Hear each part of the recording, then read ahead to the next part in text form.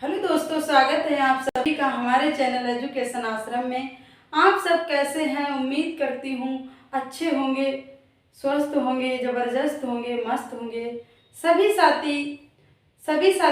दोस्त अच्छे से पढ़ाई कर रहे होंगे। साथियों, आज का जो टॉपिक है हमारा वो है वर्णमाला, हिंदी वर्णमाला। हिंदी वर्णमाला का पहला पाठ हमने करा रखा है और आज की क्लास में हम वर्णमाला का दूसरा पाठ सीखेंगे, परिभाषा और इस तरीके से भेद, वर्गीकरण सब इस क्लास के माध्यम से सीखेंगे। और पहले हमने वर्णमाला की परिभाषा पहली वाली क्लास में करा दी है, आप लोग उसे जरूर देखें प्यारे साथियों, प्यारे दोस्तों। और आज हम यहाँ पर सीखेंगे अक्षर और वर्ण के अंतर।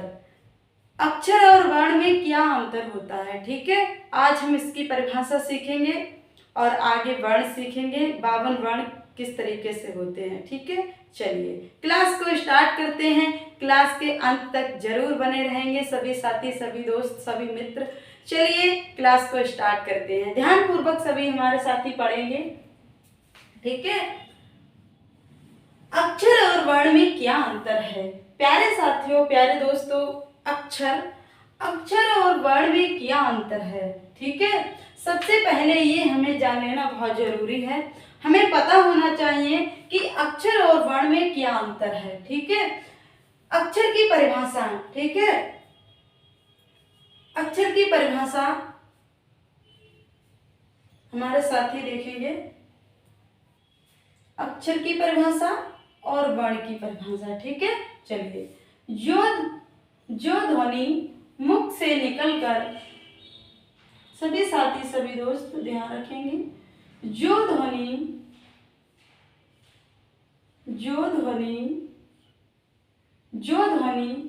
मुख से निकलकर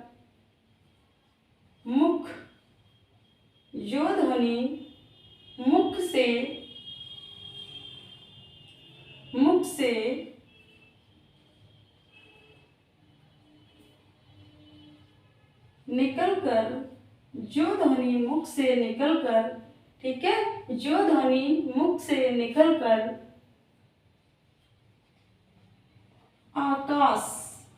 आकाश में, जो ध्वनि मुख से निकलकर आकाश में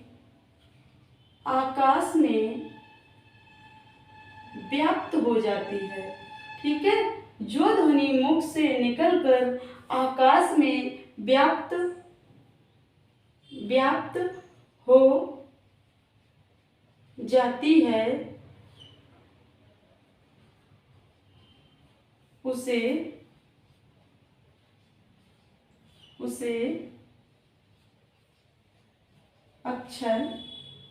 अक्षर कहते हैं, ठीक है। उसे अक्षर कहते हैं। जो ध्वनि मुख से निकलकर आकाश में व्याप्त हो जाती है उसे अक्षर कहते हैं। प्यारे साथियों, हम जब किसी शब्द या अक्षर का जब हम उच्चारण करते हैं तो वो क्या होती है, इधर उधर फैल जाती है, ठीक है। इसका मतलब होता है कि अक्षर की जो परिभाषा होती है वो होती है जो ध्वनि, ठीक है, जो ध्वनि मुख से निकलकर आकाश में व्याप्त हो जाती है उसे, जो ध्वनि आकाश में व्याप्त हो जाती है उसे अक्षर कहते हैं। ये बात आप लोग ध्यान रखेंगे प्यारे साथियों। चलिए अब हम सीखेंगे वर्ण की परिभाषा, ठीक है। अक्षर और वर्ण में अंतर होता है, ये लोग आप सीख लेंगे। कभी भी एग्जाम में क्वेश्चन बन जाए या पूछ ले तो आप लोगों को कोई भी प्रॉब्लम नहीं होगी, आप लोगों को मालूम होगा, ठीक है। वर्ण की परिभाषा जान लेते हैं प्यारे साथी हमारे। वर्ण की परिभाषा, ठीक है। मुख से निकली ध्वनि को, मुख, प्यारे साथी ध्यान देंगे, मुख से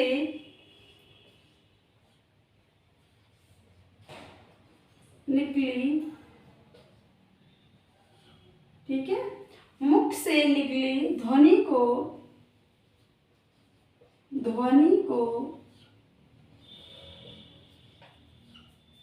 मुख से निकली ध्वनि को लिखित रूप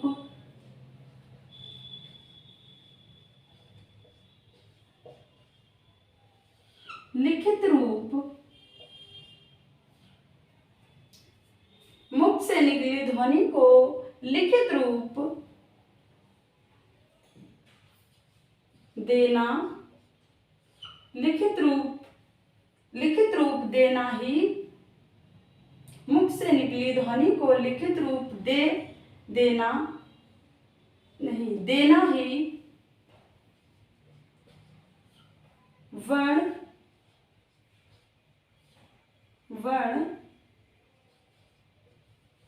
कहलाते हैं। ठीक है। मुख से निकली ध्वनि को लिखित रूप देना ही वर्ण कहलाते हैं। यह कहलाते हैं। ठीक है। वर्ण की परिभाषा है, मुख से निकली ध्वनि को लिखित रूप देना ही वर्ण कहलाता है। ठीक है। वर्ण कहलाते हैं, ऐसे भी रख सकते हैं। ठीक है। मुख से निकली ध्वनि को लिखित रूप देना ही वर्ण कहलाता है। ये सब आप लोग याद रखेंगे। अक्षर की परिभाषा हो गई। जो ध्वनि मुख से निकलकर आकाश में व्याप्त हो जाती है उसे अक्षर कहते हैं। वर्ण की परिभाषा है, मुख से निकली ध्वनि को लिखित रूप देना ही वर्ण कहलाता है। ठीक है। अब जैसे हम लिख रहे हैं, ठीक है, किसी वर्ण को हम लिख रहे हैं, ठीक है, तो वो लिखित रूप देना ही वर्ण कहलाता है। तभी तो अब ये कहलाता ये शब्द है मुख। ठीक है। परिभाषा ये वर्ण है, तो एक शब्द को जोड़कर यहाँ पर वर्ण से ही तो लिखा गया है, तभी इसे कहते हैं जब लिखित रूप देना ही वर्ण कहलाता है। ठीक है। ये आप लोग याद रखेंगे प्यारे साथी। आगे हम सीखेंगे भाषा की सबसे छोटी लिखित इकाई और भाषा की सबसे छोटी मौखिक इकाई। आप लोग ये भी पॉइंट सीख लेंगे। ठीक है। चलिए प्यारे साथी, प्यारे दोस्त, ध्यान देंगे हमारे। भाषा की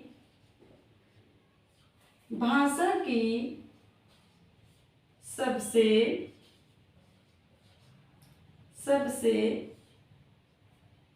छोटी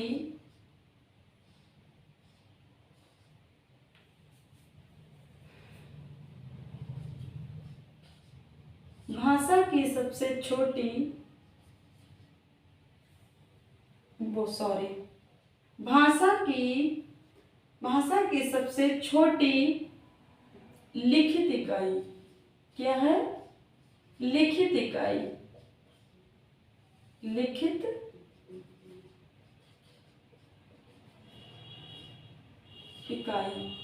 बताएंगे हमारे सभी साथी। भाषा की सबसे छोटी लिखित इकाई। अगला है भाषा की सबसे, आप लोग ध्यान देंगे प्यारे साथी।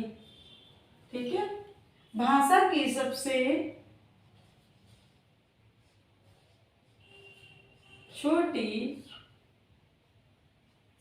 छोटी मौखिक इकाई क्या है? मौखिक इकाई। सभी साथी हमारे सभी ध्यान रखेंगे, यहाँ पे ध्यान देंगे। ठीक है। अभी भी एग्जाम में पूछ सकते हैं, आप लोगों को मालूम होना चाहिए। ठीक है। चलिए, भाषा की सबसे छोटी लिखित इकाई क्या होती है प्यारे साथी? अभी हमने सीखा है और पढ़ा है लिखित रूप में हम क्या, जब हम लिखित रूप सबसे छोटी और सबसे छोटी लिखित इकाई और सबसे छोटी मौखिक इकाई। प्यारे साथी, प्यारे दोस्त, ध्यान देंगे, बहुत ही इम्पोर्टेंट है ये क्वेश्चन, बन सकते हैं एग्जाम में। इस तरीके से आप लोग ध्यान रखेंगे प्यारे साथी, मालूम होना चाहिए। ठीक है। भाषा की सबसे छोटी लिखित इकाई होती है वर्ण। आप लोग याद रखेंगे प्यारे साथी, क्या होती है? वर्ण होती है, वर्ण होता है, ठीक है। भाषा की सबसे छोटी लिखित इकाई जो है वो वर्ण है, याद रखेंगे। भाषा की सबसे छोटी मौखिक इकाई क्या होती है? ध्वनि होती है। क्या होती है प्यारे दोस्तों? ध्वनि होती है, याद रखेंगे हमारे प्यारे साथी, क्या होती है? ध्वनि होती है, ठीक है। भाषा की सबसे छोटी इकाई, सबसे छोटी मौखिक इकाई जो होती है वो ध्वनि होती है। भाषा की सबसे छोटी लिखित इकाई जो होती है वो वर्ण होती है। प्यारे साथी, प्यारे दोस्त, ध्यान रखेंगे। उम्मीद करती हूँ कि आप लोगों को समझ में आ रहा होगा। प्यारे साथी, चलिए आगे हम देखेंगे वर्णमाला में 52 अक्षर किस तरीके से बनते हैं, कैसे 52 हो जाते हैं, ठीक है। ये चीज आगे हम सीखेंगे, आगे हम देखेंगे, ठीक है। नोट करना चाहें प्यारे साथी नोट कर सकते हैं। और ये जो मैं यहाँ पे सिखा रही हूँ ये बहुत ही इम्पोर्टेंट है, ध्यानपूर्वक सभी साथी सीखेंगे, एग्जाम के लिए बहुत इम्पोर्टेंट है, ठीक है। इस विस्तार से सीख लेंगे। इसके यहाँ पे हम परिभाषा और वर्णमाला में हर एक चीज सीखने के बाद में हम इसके मॉक क्वेश्चन करेंगे, ठीक है। प्रैक्टिस करेंगे किस तरीके से क्वेश्चन बनते हैं। प्यारे साथी, प्यारे दोस्त, आगे हम देखेंगे, ठीक है। साथियों, प्यारे दोस्तों, कुल वर्ण 52 होते हैं, ठीक है। कुल वर्ण 52 होते हैं। इनका निर्माण कैसे हुआ है, ये किस तरीके से 52 है, ये बात हम इस सीखेंगे, ठीक है।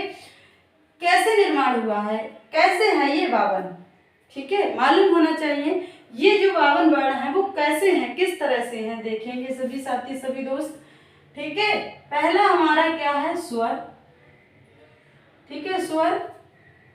स्वर की संख्या कितनी होती है प्यारे साथी? सभी जानते होंगे 11 होती है, ठीक है। स्वरों की संख्या जो है वो कितनी है? 11 है। अब हम आगे सीखेंगे व्यंजन, ठीक है। जो व्यंजनों की संख्या है वो कितनी है बताएंगे सभी साथी। व्यंजनों की संख्या कितनी है प्यारे साथी बताएंगे। व्यंजनों की जो संख्या है वो है 33। कितनी है? 33 है। अब हम देखेंगे संयुक्त व्यंजन,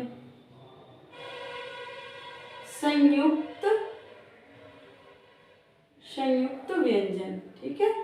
संयुक्त व्यंजन, प्यारे साथी, प्यारे दोस्त, संयुक्त व्यंजनों की संख्या कितनी है? 4। कितनी है? 4, ठीक है। याद रखेंगे प्यारे साथी, संयुक्त व्यंजनों की संख्या 4 है। अब है अयोगवह,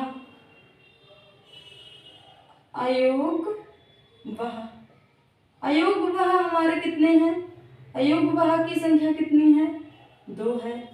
अयोगवह व्यंजन कितने हैं? 2 हैं। सॉरी, यहाँ पर व्यंजन लिखे, ठीक है, इधर हो जाएगा। अयोगवह व्यंजन, ठीक है। याद रखेंगे साथी, अयोगवह व्यंजनों की संख्या कितनी है? 2 है, ठीक है। कितनी है? 2 है। अब उत्क्षिप्त व्यंजन, प्यारे साथी, प्यारे दोस्त, ध्यान देंगे। उत्क्षिप्त, ठीक है, इसे बोलते हैं उत्क्षिप्त व्यंजन। उत्क्षिप्त व्यंजनों की संख्या कितनी है? उत्क्षिप्त व्यंजनों की संख्या कितनी है? उत्क्षिप्त व्यंजनों की संख्या 2 है, ठीक है। कौन कौन से हैं अभी सीखेंगे। उत्क्षिप्त व्यंजन हो, अब हम सबसे पहले हम स्वर देखेंगे, ठीक है। आ, दीर्घ आ, ई, दीर्घ ई, ऊ, दीर्घ ऊ, ठीक है, और रे, री। आ दीर्घ ई, री, ई दीर्घी, ऊ दीर्घ, रे, ऐ, ठीक है। ऐ दीर्घ ऐ, औ और दीर्घ औ। सभी प्यारे साथी, सभी दोस्त ध्यान रखेंगे। आ दीर्घा, ई दीर्घी, ऊ दीर्घ, रे, ए दीर्घ, ओ दीर्घ, ठीक है, समझ में आ रहा है। चलिए, ये हमारे कितने 11 स्वर हो गए, 1 2 3 4 5 6 7 8 9 10 11। ठीक है, समझ में आ रहा है। चलिए, ये हमारे कितने हो गए, 11 स्वर हो गए। अब हम 33 व्यंजन देख लेंगे, यहाँ पर व्यंजन देखेंगे। ठीक है, 33 व्यंजन किस तरीके से हैं, के, खे, गे, घे, अंगा। ठीक है, इसे अंगा बोलते हैं। च, छ, ज, झ, सॉरी, च, छ, ज, झ, अन्या। ठीक है, इससे क्या बोलते हैं, अन्या। च, छ, ज, झ, अन्या। ट, ठ, ड, ढ, ट, ठ, ड, ढ, अणा। ठीक है, त, थ, द, ध, ना। त, फ, प, फ, ब, भ, म। ठीक है, प, फ, ब, भ, म। या, रा, ला, वा, या, रा, ला, वा, सा, सा संयम, सा षटकोण, सा सपेरा और हा। ठीक है, हा से हल, हा। तो कितने हो गए, गिनेंगे सभी साथी, 1 2 3 4 5 6 7 8 9 10 11 12 13 14 15 16 17 18 19 20 21 22 23 24 25 26 27 28 29 30 31 32 और 33। प्यारे साथियों, ये होते हैं हमारे 33 व्यंजन। ठीक है, याद रखेंगे सभी साथी, सभी दोस्त, ये होते हैं हमारे 33 व्यंजन। ठीक है, और ये अलावा ये संयुक्त व्यंजन भी होते हैं, वो हम आगे देखेंगे। ठीक है, चलिए अब संयुक्त व्यंजन देखेंगे, कौन कौन से होते हैं संयुक्त व्यंजन। ठीक है, देखेंगे सभी साथी, सभी दोस्त। यहाँ पे दिख नहीं रहा सही से है, चलो कोई बात नहीं है, ये इधर ले ले रहा, इतना ये हो गया। ठीक है, अब हम आगे देखेंगे हमारे प्यारे साथी, ये व्यंजन हो गए, ये स्वर हो गए। अब यहाँ पे संयुक्त व्यंजन देखेंगे, 4 वो कौन कौन से हैं। ठीक है, तो पहला क्या है, छा, छा, छा, त्रा, ज्ञा और स्रा। ठीक है, अब इनका निर्माण कैसे हुआ ये भी जान लेंगे।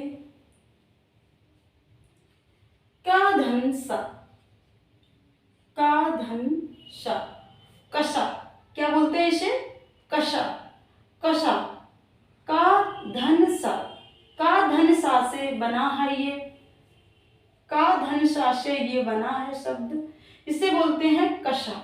छा नहीं बोलते हैं, इसे कषा बोलते हैं, छा। ठीक है, छा किसे बोलते हैं प्यारे साथियों, छा इसे बोलते हैं, किसे बोलते हैं, देखिए इधर इधर देख लीजिए, इधर देख लीजिए, छा बोलते हैं इसे। ठीक है, ये है छा, ये है कषा, इसे बोलते हैं का धन श से बना है, का धन श से बना है, इसे बोलेंगे कषा। ठीक है, क्या है, कषा। अब त्रा किससे बना है, देखो त्रा। ठीक है, तय धन रा से बना है, तय धन रा से बना है। अब ये है, सभी साथी हमारे ज्ञा बोलते हैं इसे, हम भी बोलते हैं, एक ज्ञा बोलते हैं, लेकिन इसे ज्ञा नहीं, इसे क्या बोलेंगे, जिया। ठीक है, जिया बोलेंगे, जय धन, जय धन। ठीक है, जय धन इया से बना है, किससे बना है, जय धन इया से बना है, तो ये हो गया जिया, जिया। ठीक है, जिया, जिया हो गया। अब प्यारे साथी देखेंगे सिरा, तो इसका शब्द का कैसे बना है, वाला धन रह से, ठीक है, धन रह से बना है, धन रह से बना है। कशा क धन छा से बना है, कै धन सा से बना है कशा। त्रा तय धन रा से त्रा, जय धन या से जिया बना है। अब सिरा शय धन रा से सिरा, ठीक है। सभी ये याद रखेंगे, ये हमारे 4 क्या होते हैं, संयुक्त व्यंजन होते हैं। समझ में आ रहा है प्यारे साथियों, समझ में आ रहा है। चलिए अब आगे हम देखेंगे हमारे अयुग्मवाह कौन से होते हैं। अयुग्मवाह जो होते हैं हमारे, वो ये होते हैं, ये हो गया अनुनासिक और ये हो गया विसर्ग, ठीक है। अनुनासिक और विसर्ग 2 शब्द ये होते हैं अयुग्मवाह। इन्हें हम वर्णों में क्या कहते हैं, अयुग्मवाह कहते हैं, ठीक है। तो 2 ये हो गए। अब 2 उच्छिष्ट व्यंजन जान लेते हैं, क्यों कौन कौन से हैं। अढ़ा डै, इसे बोलेंगे डै ढै, ठीक है। क्या बोलेंगे, डै ढै। ये 2 हमारे उच्छिष्ट व्यंजन हो गए। तो सभी मिला के कुल 52 वर्ण हुए हैं, ठीक है। समझ में आया प्यारे साथियों, समझ में आ रहा है, समझ में आ रहा है। 11 स्वर हो गए, 33 व्यंजन हो गए और 4 संयुक्त व्यंजन हो गए और 2 अयुग्मवाह हो गए और 2 उच्छिष्ट व्यंजन हो गए। डैड है अनुनासिक और विसर्ग, ठीक है, अनुनासिक और विसर्ग इसे बोलते हैं। और ये हमारे 4 हो गए। इनका निर्माण कैसे हुआ ये भी हमने बता दिया आप लोगों को यहाँ पे, ठीक है। याद रखेंगे क धन से 6 बना है, ये कशा बना, कशा शब्द से कशा पढ़ते हैं और 6 ऐसे पढ़ते हैं, ठीक है। छा इसे पढ़ते हैं। त्रा तय धन रा से त्रा बना है। जिया जय धन या से जिया बना है। शय धन रा से शिरा बना है, शा धन रा से शिरा बना है, ठीक है। और ये हमारे 33 व्यंजन हो गए। सभी साथियों को उम्मीद करती हूँ कि आप लोगों को समझ में आया होगा प्यारे साथियों। चलिए आगे देखेंगे, ठीक है। यहाँ तक समझ में आया। सभी साथी, सभी दोस्त, सभी मित्र हमारे ध्यान पूर्वक सीखेंगे, ठीक है। इस तरीके से निर्माण हुआ है। आगे हम देखेंगे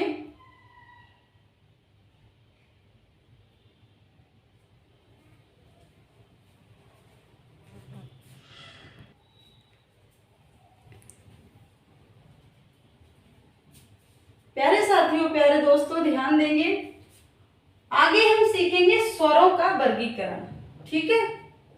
स्वरों का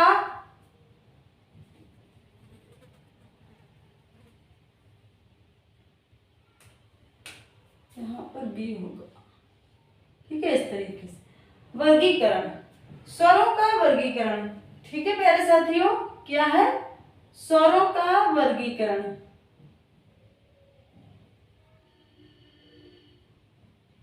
स्वरों का वर्गीकरण, ठीक है। क्या देखेंगे, स्वरों का वर्गीकरण।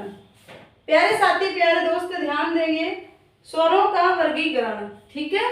क्या है, स्वरों का वर्गीकरण। ध्यान देंगे प्यारे साथी, प्यारे दोस्त, उच्चारण में, ठीक है। क्या है, उच्चारण में लगने वाले समय के आधार पर स्वरों को 3 भागों में बांटा गया है। कितने भागों में बांटा गया है प्यारे साथियों, बताएंगे सभी दोस्त, सभी मित्र। उच्चारण में, ठीक है। क्या है, उच्चारण में लगने वाले समय के आधार पर स्वरों को 3 भागों में बांटा गया है। कितने भागों में बांटा गया है, 3 भागों में। कौन कौन से, पहला है हर्ष स्वर, दूसरा है दीर्घ स्वर, तीसरा है प्लुप्त स्वर। प्यारे साथियों, पहला हर्ष स्वर, हर्ष स्वर को लघु स्वर भी कहते हैं। क्या कहते हैं, लघु स्वर भी कहते हैं। हर्ष स्वर, लघु स्वर। और दूसरा है दीर्घ स्वर, द्विमात्रिक स्वर। इसे दीर्घ स्वर को द्विमात्रिक स्वर भी कहते हैं, ठीक है, याद रखेंगे। और ये है प्लुप्त स्वर। प्लुप्त स्वर, ठीक है।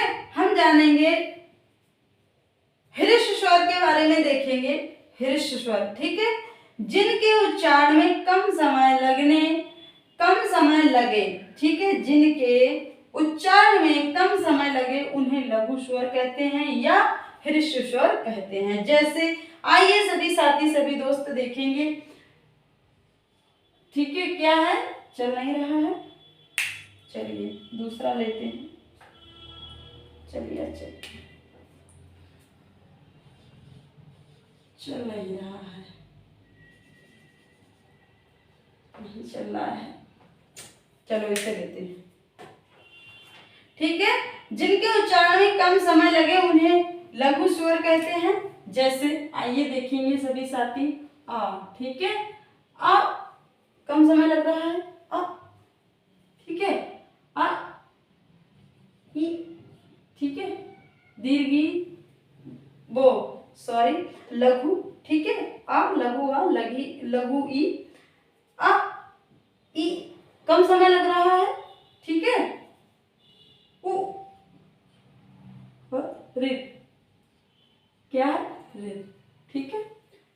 प्यारे साथियों, प्यारे दोस्त, जो हृस्व स्वर जिनके उच्चारण में कम समय लगे उन्हें लघु स्वर कहते हैं। कौन कौन से होते हैं, अ ई उ रे, याद रखेंगे। कितने होते हैं, इनकी संख्या कितनी होती है, 4 होती है, ठीक है। अब जैसे क्वेश्चन आ जाए कि लघु स्वर या हृस्व स्वर की संख्या कितनी होती है, तो 4 होती है, अ ई उ रे, याद रखेंगे प्यारे साथी। समझ में आया, चलिए आगे देखेंगे। दीर्घ स्वर क्या है, दीर्घ स्वर जिनके उच्चारण में लघु स्वर से 2 गुना समय लगे, इससे हृस्व स्वर या लघु स्वर, ठीक है, इससे 2 गुना समय लगे। इसमें तो कम समय लगता है, ठीक है, और इसमें इससे भी 2 गुना समय लगता है। जिनके उच्चारण में लघु स्वर से 2 गुना समय लगे उन्हें दीर्घ स्वर कहते हैं। 2 गुना समय लगे उसे हम क्या कहते हैं, दीर्घ स्वर कहते हैं। आइए जानेंगे दीर्घ स्वर के कौन कौन से होते हैं। आ हो गया, समझ में आ रहा है, आ, ठीक है, आ हो गया, दीर्घ ई हो गई, ठीक है, दीर्घ उ हो गया, ठीक है, दीर्घ आ, दीर्घ ई, दीर्घ उ हो गया, ए हो गया, ए, ठीक है, ए, और ओ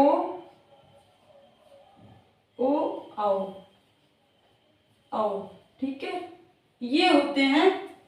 अब जैसे आ समय लग रहा है, ई समय लग रहा है, ऊ समय लग रहा है,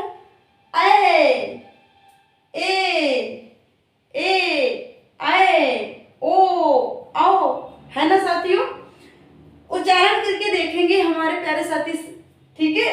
दीर्घ स्वर जिनके उच्चारण में लघु स्वर से 2 गुना समय लगे उन्हें दीर्घ स्वर कहते हैं, ठीक है। दीर्घ स्वरों की संख्या कितनी होती है, 1 2 3 4 5 6 7, कितनी होती है, 7 होती है। नोट करेंगे, करना चाहे कर लेंगे सभी साथी, कितनी होती है, 7 होती है, ठीक है। दीर्घ स्वरों की जो संख्या होती है वो कितनी होती है, 7 होती है। यहाँ पे समझ में नहीं आ रहा होगा, चलिए यहाँ पे बता देते हैं। यहाँ पे चलिए, दीर्घ स्वरों की द्विमात्रिक स्वरों की संख्या, ठीक है, क्या संख्या कितनी होती है। अगर जैसे मान लो कोई पूछ ले, ठीक है, या क्वेश्चन में आ जाए तो हमें पता होना चाहिए कितनी होती है। दीर्घ स्वरों की संख्या 7 होती है, 1 2 3 4 5 6 7, ठीक है। अब हृस्व स्वर की संख्या या लघु स्वर की संख्या कितनी होती है, ये भी बात हम जान लेंगे प्यारे सभी साथी हमारे, ठीक है। कितनी होती है, 4 होती है, ठीक है। आ ई उ रे, ठीक है, 4 होती है। चलो समझ में आया, ठीक है। अब हम आगे लुप्त स्वर पढ़ेंगे, जगह नहीं है इसमें, आगे लुप्त स्वर पढ़ेंगे, ठीक है। वो लुप्त नहीं, विलुप्त, सॉरी दोस्तों, विलुप्त स्वर, ठीक है। आगे हम विलुप्त स्वर पढ़ेंगे। हृस्व स्वर हो गया, दीर्घ स्वर हो गया, द्विमात्रिक स्वर बोलते हैं और इसे लघु स्वर बोलते हैं। इसकी संख्याएं भी होगी, संख्याएं दीर्घ स्वरों की संख्या 4 होती हैं और वो दीर्घ स्वरों की संख्या 7 होती है और लघु स्वरों की संख्या 4 होती है। यहाँ पर सीख लेंगे सभी साथी। चलिए आगे हम पढ़ेंगे प्लुप्त स्वर। ठीक है,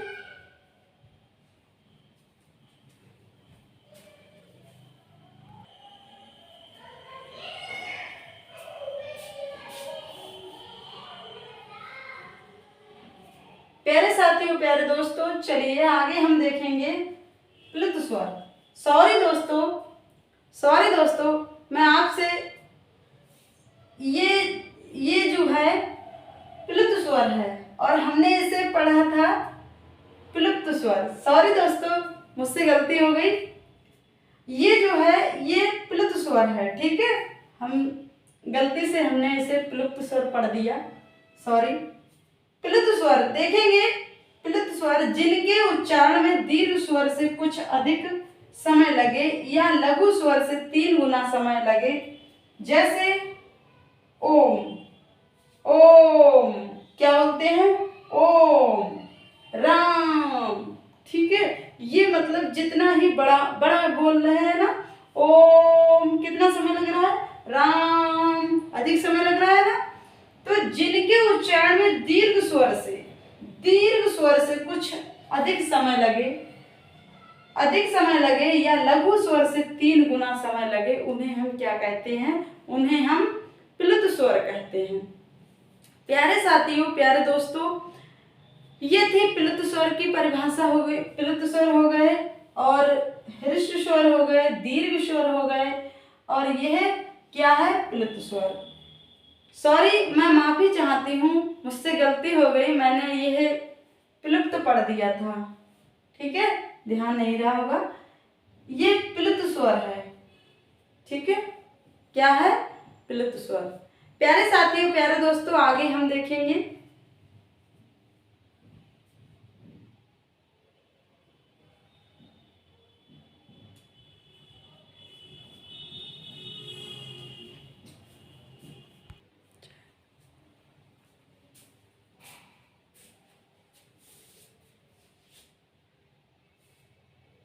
प्यारे साथियों, प्यारे दोस्तों, अब हम देखेंगे व्यंजनों का वर्गीकरण।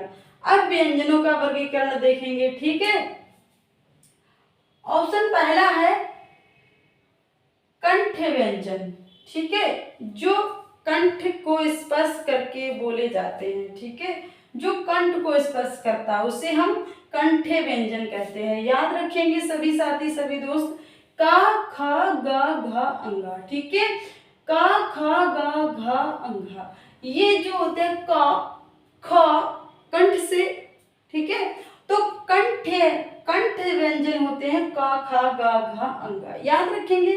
चलिए, तालव्य व्यंजन, तालव्य व्यंजन होते हैं तालव्य, ता। ठीक है, चा, छा, जो तालु को स्पर्श करके शब्द बोले जाते हैं। ठीक है, जो तालु को स्पर्श करके व्यंजन बोलते हैं हम, उन्हें हम क्या कहते हैं? तालव्य व्यंजन कहते हैं। ठीक है, चा, छा, जा, झा, या, सा, या, ये 2 शब्द भी यहाँ पर आ गए, सा, या। ठीक है, चलिए, समझ में आया। चलिए आगे देखते हैं। तीसरा है मूर्धन्य व्यंजन। क्या है? मूर्धन्य व्यंजन। प्यारे साथियों, जो व्यंजन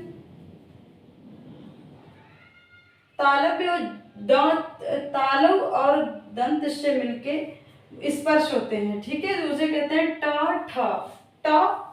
ठ, तालव्य से है ना, ट, ठ, ड, ढ, अणा। ठीक है, डे, ढे, रे और रा और स, ये क्या है? मूर्धन्य व्यंजन है। याद रखेंगे सभी साथी। चलिए, ये चीज याद करनी है, बहुत ही इम्पोर्टेंट है। ये क्वेश्चन में पूछे जाते हैं। अब क्वेश्चन पूछ ले, इस तरीके से दे रखा होगा, का दे रखा होगा, चा दे रखा होगा, टा दे रखा होगा, और पूछ लेगा कि इसमें कंठे व्यंजन कौन सा है, या तालव्य व्यंजन कौन सा है, या मूर्धन्य व्यंजन कौन सा है। इस तरीके से पूछे जाते हैं क्वेश्चन, इसीलिए ये चीज याद कर लेंगे सभी साथी, सभी दोस्त। इसीलिए मैं यहाँ पर ये लेके आई हूँ कि आप लोग इस तरीके, तभी हम मॉक क्वेश्चन में प्रैक्टिस कराएंगे। ठीक है, चलिए अब चौथा है दंत्य व्यंजन। ठीक है, दंत्य व्यंजन कैसे होते हैं? जो दांतों से, जीभ और दांत के स्पर्श से बोले जाते हैं। देखिए किस तरीके, ता है, ता, थ, थ, जीभ लग रही है ना, ता, थ, द, ध, न, ला, स, ला, स, ला, स, जीभ लग रही है ना। तालु से इस तरीके से दंतेष्ट व्यंजन, जो दांतों को स्पर्श करके बोले जाते हैं, उन्हें हम दंत्य व्यंजन कहते हैं। ओष्ठ व्यंजन की तरफ देखेंगे। ओष्ठ व्यंजन, प्यारे साथी, प्यारे दोस्त, पांचवा हमारा है ओष्ठ व्यंजन। ठीक है, ये चीज भी याद करनी पड़ेगी और ये चीज भी आप लोगों को याद करनी पड़ेगी।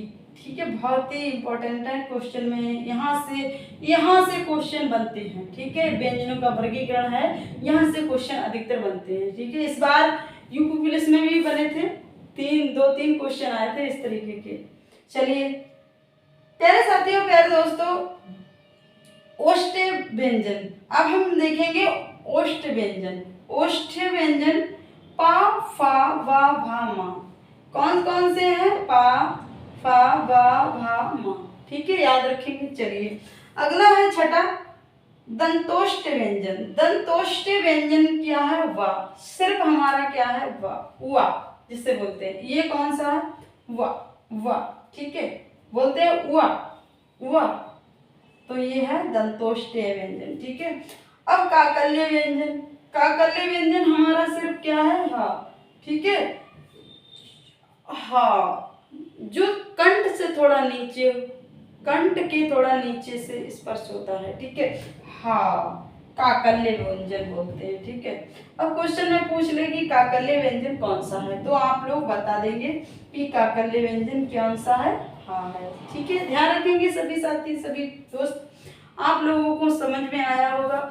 आशा करती हूँ, उम्मीद करती हूँ कि आप लोगों को ये क्लास अच्छी लगी होगी, आप लोगों को पसंद आई होगी। प्यारे साथियों, प्यारे दोस्तों, आप लोगों को यहाँ पे जितना सिखाया सीखा है सभी ने, आप लोगों को समझ में आया होगा। प्यारे दोस्त, प्यारे मित्र, प्यारे साथी, आप लोग वीडियो को लाइक करें, चैनल को सब्सक्राइब कर लें। जो हमारे साथी नए हैं, चैनल पे नए आए हैं, वो जरूर सब्सक्राइब कर लें। एजुकेशन से रिलेटेड मैं यहाँ पर आप लोगों को वीडियो लाती रहूँगी। प्यारे साथियों, आज की क्लास हम यहीं पे समाप्त करते हैं। ठीक है, आज की क्लास हम यहीं पे समाप्त करते हैं। मिलेंगे नेक्स्ट वीडियो में नए टॉपिक के साथ। तब तक के लिए जय हिंद, जय भारत।